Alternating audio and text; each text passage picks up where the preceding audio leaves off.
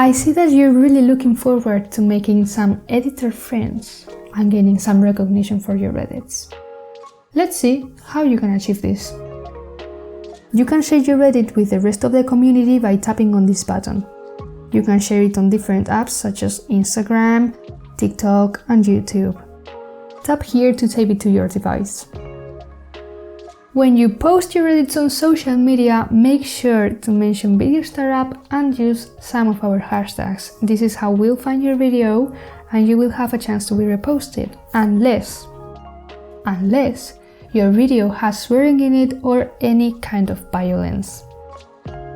Before we finish, I'd like to show you a couple more things. For example, did you know that you can see how much time was spent on your edit? Tap on the little information button to see this. And what does this other button do? You can back up your edit with it.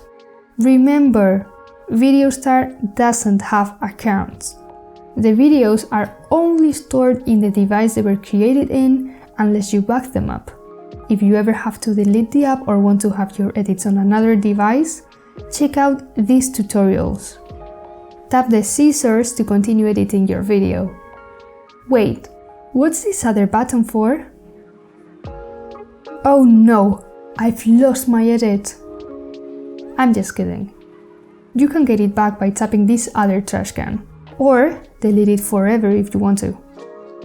Deleting edits forever will free up storage, which is super important when editing.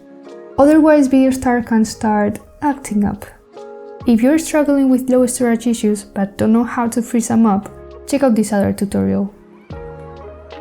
Well, we've come to the end of the course.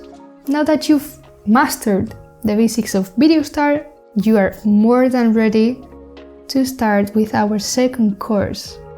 There you will learn how to make basic transitions in VideoStar, as well as some tips and tricks. Tap right here to watch the demo video. Bye!